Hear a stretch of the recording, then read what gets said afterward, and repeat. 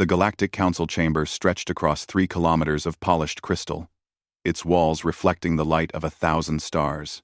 Representatives from 47 civilizations sat in perfect rows, their breathing apparatus humming softly in the recycled air. At the center of it all, Chancellor Vex Tar of the Zephyrian Empire stood behind a podium carved from compressed diamond. "The debt remains unpaid," Vex Tar announced, his 6 arms gesturing dramatically. "The humans of Earth continue to mock our generosity with their silence." Murmurs rippled through the assembly. The Aquatic Collective's ambassador, her gills fluttering nervously, raised a webbed hand. "Chancellor, perhaps we should consider the humans' primitive development. They may not fully understand the implications of..." Quote, "Silence." Vex Tar's voice boomed through the chamber. "3 cycles ago, we granted them membership in our council. We shared our technology, our medicine, our knowledge of faster-than-light travel. We lifted them from their backward world and gave them the stars. The debt for this generosity was clearly stated: 100 billion galactic credits, payable over 50 standard years." Admiral Kethrak of the Draconian Fleet leaned forward in his chair, scales catching the starlight. "The humans have made no payments. Not a single credit.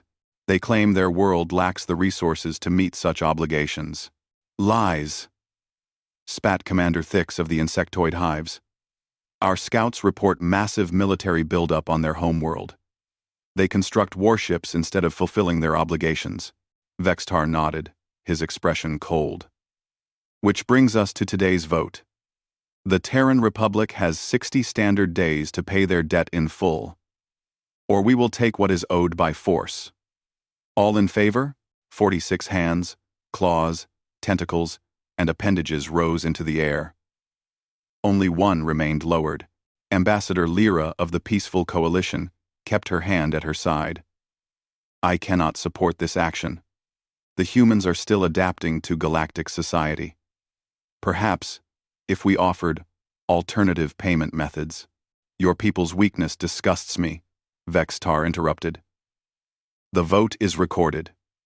60 days, or we collect our debt in blood." The session ended with the sharp ring of the ceremonial bell. As delegates filed out, discussing trade routes and military positions, none noticed the small recording device tucked behind the central star map. None saw the tiny human maintenance worker who retrieved it before vanishing into the service tunnels. Captain Sarah Chen received the transmission 3 hours later aboard the Earth Defense Station orbiting Mars.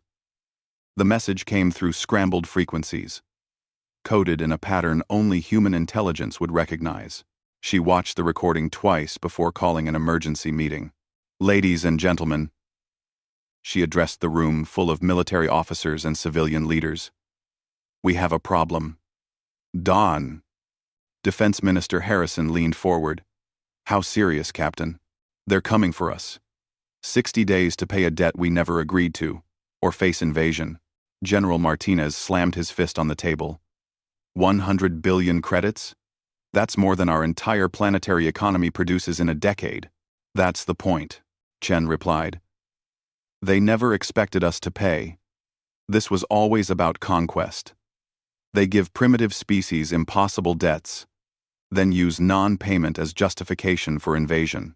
Dr. Elizabeth Reeves, the colony ship designer, pulled up holographic displays. "Our deep space monitoring stations have detected massive fleet movements. The Zephyrian Empire alone has mobilized over 3,000 warships." 3,000? Harrison's face went pale. "We have maybe 200 functional vessels, but they don't know what those vessels can do," Chen said with a slight smile. "Remember, we've been building with human engineering principles. They gave us their technology, but they never bothered to learn how we might improve it." Admiral Rebecca Stone had remained quiet throughout the briefing. Finally, she spoke. "What's our play?" "Captain, we can't fight 46 civilizations at once. We don't need to fight all of them. We just need to make the cost too high for them to continue." Chen activated a star map, showing Earth's defensive positions. "They're expecting scared primitives with stolen technology. What they're getting is something very different. The room fell silent as Chen outlined humanity's actual capabilities. For 3 years, human engineers had been reverse engineering alien technology, improving it in ways their benefactors never imagined. Earth's shipyards had been busy, but not building the primitive vessels the aliens expected. Project Deathworld has been operational for 18 months, Chen continued. Every human colony ship, every cargo vessel, every civilian transport has been equipped with military-grade modifications. They think we're defenseless prey. They're about to learn why we call our planet a death world.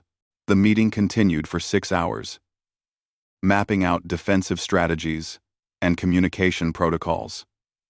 As the officers dispersed to their duties, Dr. Reeves approached Captain Chen privately. "Sarah, there's something else. The deep space sensors have picked up energy signatures unlike anything we've seen before. Whatever's coming isn't just the regular Council fleets. They've got something big." Chen studied the data readings. "How big?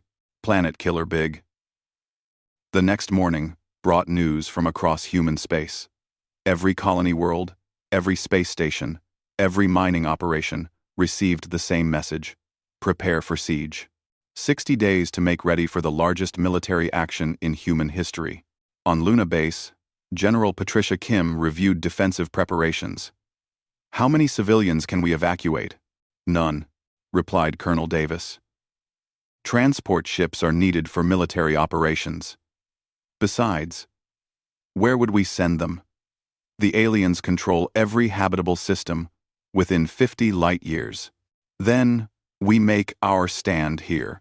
Across the solar system, similar conversations took place. On the asteroid mining stations, workers welded armor plating over civilian quarters. On Mars, underground cities prepared for extended siege. The orbital shipyards around Jupiter worked around the clock, completing vessels that looked like cargo ships but carried enough firepower to level continents. Captain Chen stood on the observation deck of Mars Station, watching Earth turn slowly in the distance. The blue and green world that had spawned humanity looked peaceful from here, but she knew better. Beneath those clouds, 8 billion people prepared for war. "Captain," her communications officer approached with a datapad. "Intercepted transmission from the Zephyrian fleet. They're moving faster than expected. 52 days. Not 60. Chen nodded. "Any response from the coalition?" Ambassador Lyra sent a private message.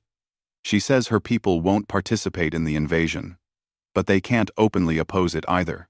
"Smart woman. What about our agents in the Council?" Deep cover operatives report massive celebration among the member species. "They're already dividing up Earth's resources. Let them celebrate. It'll make the surprise more effective." The communication board lit up with incoming transmissions from every human settlement. Colony leaders reported readiness, ship captains confirmed weapons systems online, and intelligence operatives provided updates on alien fleet movements. The largest armada in galactic history was converging on Earth, expecting easy conquest. Chen activated the fleet-wide communication system. Her voice reached every human vessel, every defensive position, every civilian shelter across dozens of worlds. "This is Captain Sarah Chen to all human forces. In 52 days, they're coming to collect a debt we never owed. They think we're weak because we came from one world. They think we're primitive because we haven't conquered others. They're about to learn that humans don't stay down when pushed." She paused, looking out at the stars where alien fleets gathered like storm clouds. "For 3 years, we've prepared for this moment. Every ship, every weapon, every defensive position has been built with one purpose: to show the galaxy that humanity bows to no one. They want to collect their debt in blood? Fine. But it won't be ours. I. The transmission ended, leaving silence across human space. In that silence, 8 billion people and their scattered colonies prepared to face an empire that had conquered half the galaxy. The aliens had given humanity the stars, expecting gratitude and servitude. They were about to discover that gratitude and servitude were not human traits. The countdown began. 51 days until the galaxy learned why Earth was classified as a death world. The Zephyrian flagship times, Empire's Pride times, cut through hyperspace like a knife through silk, leading the largest invasion force in galactic history. Chancellor Vextar stood in the command center, watching star charts update as thousands of vessels converged on the Sol system. Representatives from 45 civilizations had committed forces to the collection effort, each hoping to claim a share of Earth's resources. Status report, Vextar commanded, his 4 eyes scanning the tactical displays. Fleet Admiral Kiexnoth approached with a data slate. 7,000 vessels confirmed in formation. The humans have made no attempt to flee their system. Our advanced scouts report minimal defensive preparations. Minimal. Vextar's mandibles clicked together in amusement. Define minimal. Approximately 200 vessels scattered throughout the system. Mostly converted cargo ships and mining vessels. No significant orbital defenses around their homeworld. Admiral Kethrak of the Draconian fleet materialized in holographic form. My ships detect strange energy readings from several human positions. Should we investigate? 1. Desperation. Vextar dismissed with a wave. They're probably overloading their primitive weapons systems. It won't matter. We outnumber them, 35 to 1. Commander Thix buzzed into the communication link. My hive ships are in position at the system's edge. No human vessels detected in deep space. They've gathered everything around their inner planets. Like animals protecting their den, Vextar mused. How fitting. Reduce speed as we approach. Let them see their fate before we act. The massive fleet dropped out of hyperspace at the edge of the Sol system in perfect formation. 7,000 vessels, from sleek Zephyrian cruisers to massive insectoid hive ships, spread across space like a metallic plague. At the center, dreadnoughts the size of small moons bristled with weapons capable of cracking planets. On Mars Station, Captain Chen watched the invasion fleet materialize on her displays. The sheer scope of it was breathtaking. A collection of alien technology that represented the accumulated military might of half the galaxy. Well, General Martinez said quietly. Numbers aren't everything, Chen replied, though her voice carried a slight tension. Remember, they're expecting easy prey. Send the signal to all stations. Commence Operation Deathworld. Across human space, seemingly innocent cargo vessels suddenly opened hidden bays. Mining ships revealed weapon systems that had been concealed within ore processing equipment. Passenger liners deployed fighter squadrons that had been disguised as escape pods. In 30 minutes, the human defensive force doubled in apparent size. Aboard the Times Empire's Pride Asterisk, sensor operator Yil Vanex noticed the changes first. Chancellor, the human fleet is growing. What do you mean growing? Vextar strode to the sensor station. Hidden vessels, sir. They were masked as civilian ships. We now detect approximately 500 combat-capable vessels. Admiral Kiexnoth scoffed. Still outnumbered 14 to 1. Begin the advance. The alien armada moved inward, engines glowing like fallen stars. As they passed Neptune's orbit, the first surprise came. What appeared to be ice asteroids suddenly activated, revealing hidden human monitoring stations. They didn't attack, merely observed and transmitted. They're mapping our formation, Kiexnoth noted. Irrelevant. Continue. Advance. But Captain Chen, receiving the detailed scans, smiled grimly. Dr. Reeves, monitoring from Luna Base, activated communication systems. All units, confirmation received. Enemy fleet composition matches projection models. Initiating Phase 2. Around Jupiter, what the aliens had assumed were industrial platforms suddenly revealed their true nature. Massive railguns, built to look like mining equipment, began charging. Each platform could accelerate projectiles to significant fractions of light speed. Meanwhile, on Earth itself, population centers that should have been panicking remained remarkably calm. News broadcasts showed people going about their daily routines, children attending school, workers reporting to jobs. It was either supreme confidence or mass delusion. Ambassador Lyra, monitoring from her peaceful coalition vessel at a safe distance, felt increasing unease. Something's wrong, she transmitted to her homeworld. The humans aren't behaving like a doomed species. The invasion fleet crossed Saturn's orbit without incident. Vextar began to relax. Scan for defensive installations around their gas giants.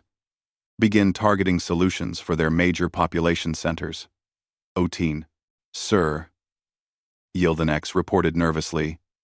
I'm detecting massive energy buildups throughout the system. The readings are unusual. Unusual how? They're using our own technology. But the energy signatures are wrong. Higher efficiency, greater output than our specifications, indicate possible. Admiral Kethrak's hologram flickered to life. My sensors confirm the readings. The humans have modified our technology somehow. Vextar's expression darkened. They barely understand basic principles. Continue, advance. Ready primary weapons. As the Armada passed Mars, the red planet's surface erupted with activity. Hidden installations revealed massive artillery pieces, while orbital platforms that had appeared to be research stations began targeting enemy vessels. But still, the humans didn't fire. Why aren't they shooting? Admiral Kexnoth wondered aloud. On Mars Station, General Martinez asked the same question. Sarah, they're in optimal range. Why are we waiting? Because, Chen replied, studying tactical displays. We only get one chance to shock them. Every shot needs to count. The alien fleet approached Earth's moon, weapons charging. When Dr. Reeves activated the system they'd spent 3 years perfecting. Luna Base wasn't just a human outpost.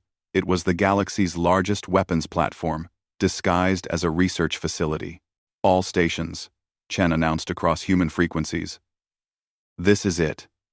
Remember, they came here expecting to collect blood. Let's give them exactly what they want. The Battle of Sol began not with a single shot, but with a coordinated strike that lit up the inner system like a newborn star. Railguns on the Jupiter platforms launched their first salvo, while Luna Base revealed weapons systems that had been hidden beneath false mining operations. But the real surprise came from Earth itself. The planet that aliens had classified as a primitive world suddenly bristled with defensive installations that rose from concealed bunkers. Orbital elevators, thought to be simple transportation systems, deployed as massive kinetic bombardment platforms. The humans hadn't just been preparing for war. They'd been turning their entire star system into a fortress. Impossible! Vextar roared as his flagship shook under impact. 7,000 ships against 500 primitives. How are they matching our firepower? The answer came from Captain Chen herself, broadcasting on all frequencies. Because you never bothered to learn about us. You gave us your technology and assumed we'd use it the same way you do. But we're not you. We're humans. We're from a death world, and we've spent 3 years turning your gifts into something you never imagined. Human vessels darted between alien formations with impossible agility, their modified engines providing acceleration that should have pulped organic crews. But human ships were built differently. The crews wore reinforced suits and lay in crash couches designed to withstand forces that would kill most alien species. More importantly, the humans fought like no species the galactic empires had encountered. They didn't maintain formation. They didn't follow standard combat protocols. Individual captains made split-second decisions, coordinating through rapid communication bursts rather than rigid command structures. Their tactics make no sense. Admiral Kexnoth, transmitted as 3 human destroyers, slipped past his escort screen. They're attacking individually. Because we trust our people, Captain Chen broadcast back. Every human captain knows their job. We don't need permission to fight. The battle raged for 6 hours, with neither side gaining clear advantage. But slowly, the aliens began to realize something terrifying. Despite their numerical superiority, they were losing ships at an alarming rate. Human weapons, built with improved alien technology, punched through shields that should have been impenetrable. Worse, human ships seemed almost impossible to kill. When their hulls were breached, the crew kept fighting. When their engines failed, they used backup systems. When their weapons were destroyed, they rammed enemy vessels with controlled precision. "Status report," Vextar demanded, as his flagship lurched under another impact. "We've lost 800 vessels," Admiral Kexnoth reported, his voice shaking. "The humans have lost maybe 50. How? How is this possible?" Round. The answer came from an unexpected source. Ambassador Lyra's transmission reached all combatants. "Because you never understood what you were facing. Humans aren't just another species seeking technology and comfort. They're survivors from a world that tried to kill them every single day. You gave them the tools, but they brought the will." Around Earth's moon, the tide of battle began to shift. Human reinforcements arrived not from other planets, but from the asteroid belt. Vessels that had been disguised as mining operations revealed their true nature as mobile weapons platforms.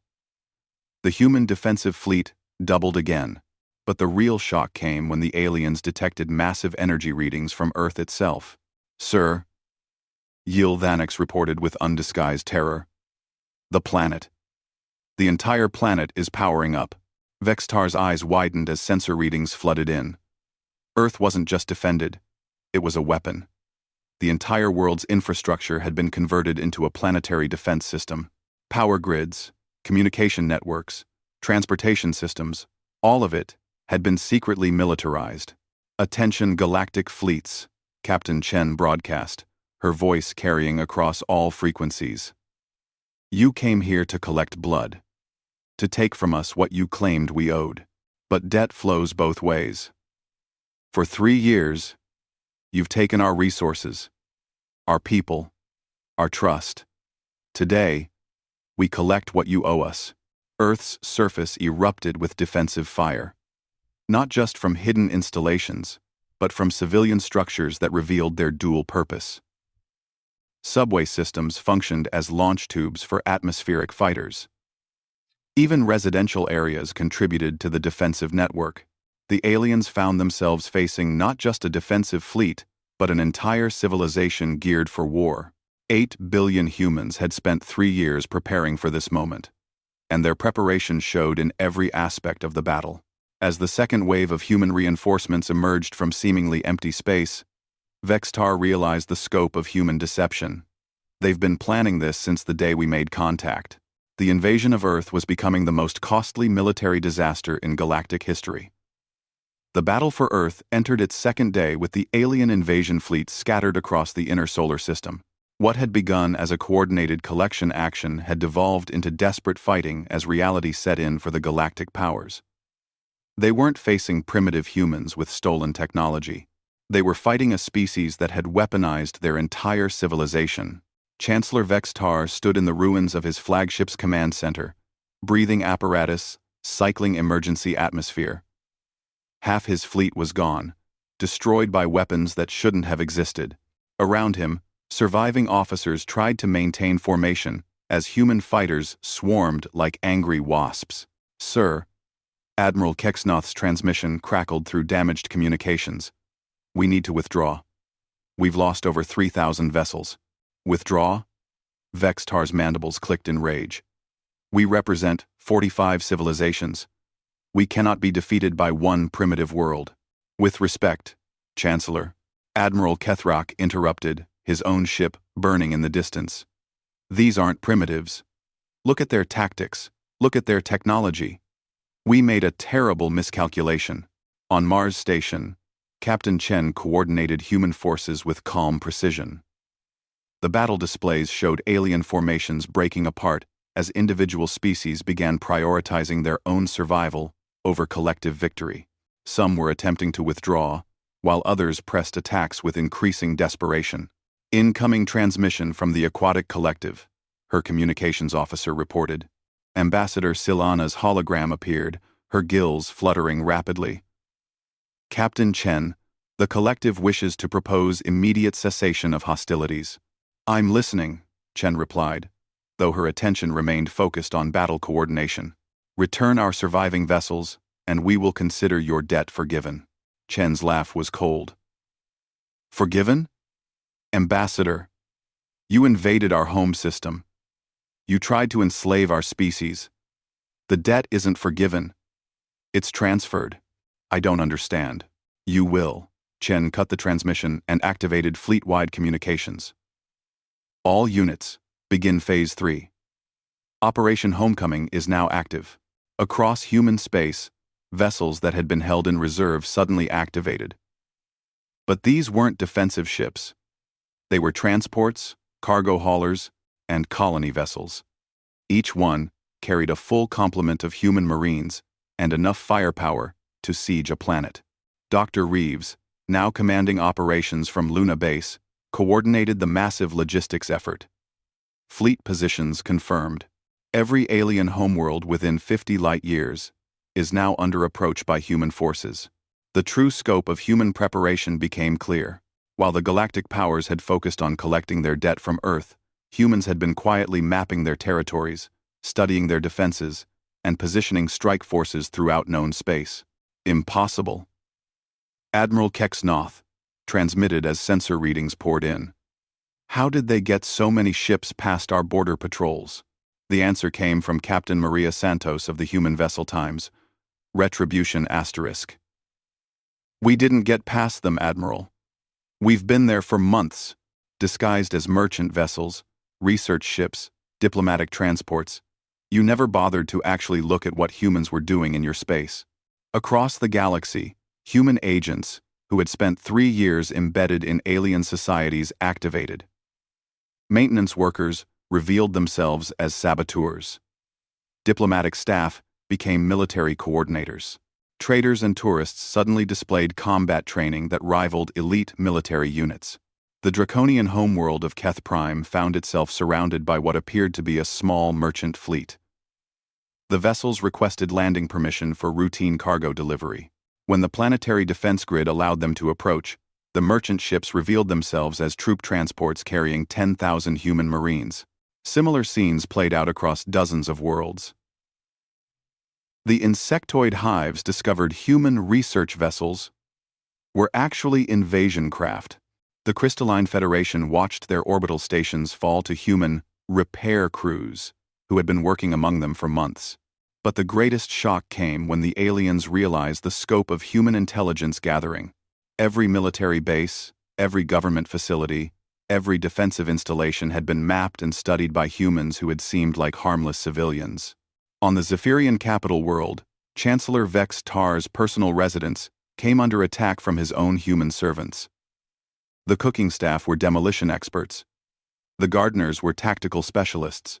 The tutors for his offspring were intelligence operatives who had spent 2 years learning every detail of government operations. This is madness! Vex Tar screamed into his communicator. How long have they been planning this? The answer came from Captain Chen herself, her transmission reaching every alien vessel in the Sol system. Since the day you made first contact, did you really think a species that survived on a death world would be impressed by your threats? We've been preparing for this war since you first mentioned debt. The fighting in Earth's system reached a tipping point as human reinforcements continued arriving from the outer planets. But these weren't just human ships. Mixed into the formations were vessels from species the galactic empires had never seen before. Unknown contacts approaching from beyond the galactic rim, reported sensor operator Yil the Nex. Ship designs don't match any known civilization. Admiral Lyra, still observing from her neutral position, transmitted frantically. The revelation struck the alien commanders like a physical blow. While they had been focusing on the Sol system, humans had been establishing colonies and making contact with species beyond the Galactic Council's knowledge. The invasion fleet found itself facing not just Earth's defenders, but vessels from human settlements they didn't know existed. Captain Chen activated a system-wide broadcast that reached every alien vessel. 3 years ago, you offered us membership in your galactic community. We accepted, but not because we needed your protection or your technology. We accepted because we wanted to learn who our neighbors were. The transmission continued as human ships pressed their attack. You told us about your empires, your military capabilities, your weaknesses. You showed us your worlds, your trade routes, your defensive positions. You thought you were educating grateful primitives. You were actually briefing your replacements. Across the battle zone, alien morale collapsed. Species that had committed forces for easy conquest now faced the prospect of losing their homeworlds to human occupation. Emergency transmissions flooded communication channels as planetary governors requested immediate military assistance. But the assistance wasn't coming. Every major alien fleet was trapped in the Sol system, fighting for survival against an enemy they had completely underestimated. Chancellor, Admiral Kuxnoth's transmission was weak and distorted. My ship is failing. The humans are offering terms. What terms? Vextar demanded. Captain Chen's voice cut through the channel. Complete withdrawal from human space, immediate cessation of all hostilities, and payment of reparations for the damage caused by your unprovoked invasion. Reparations? Vextar's voice rose to a shriek. You owe us. We owed you nothing, Chen replied coldly. But you owe us everything. You invaded our home. You threatened our families. You tried to enslave our species. The bill for that aggression is now due. Around Earth, the tide of battle had turned decisively. Alien vessels surrendered in growing numbers as their commanders realized the hopelessness of their situation. The massive invasion fleet that had arrived expecting easy victory was being systematically destroyed or captured. Dr. Reeves provided the final strategic update. Human forces have secured 43 alien homeworlds. Another 21 are under siege. Colonial governments are requesting terms for peaceful transition to human administration. The galactic empires that had ruled space for millennia found themselves facing extinction or submission. The species they had dismissed as primitive Deathworlders had not only survived their invasion, but had turned it into the opening move of humanity's expansion into the galaxy. Ambassador Lyra transmitted a final message to her homeworld. The humans aren't conquering like we did. They're not enslaving or destroying. They're offering partnership to any species willing to abandon the empire model. But to those who insist on dominance through force, they're showing what real strength looks like. As the second day of fighting ended, Chancellor Vextar found himself aboard a human vessel, his flagship destroyed, and his fleet scattered. Captain Chen entered the holding area where alien commanders had been gathered. The debt you came to collect, she said quietly, was paid in full, but not by us. Your empires built their power on the exploitation of weaker species. Today, a weaker species showed you the price of that philosophy. Through the viewports, the survivors could see Earth turning peacefully in space. The blue-green world that had given birth to humanity showed no signs of the battle that had raged around it. But across the galaxy, the effects of humanity's response would reshape interstellar civilization forever. The age of galactic empires was ending. The age of human expansion had begun. And the debt that had started the war would be remembered as the moment when the galaxy learned why humans called their world a death world. The survivors would carry that lesson to whatever future awaited them among the stars.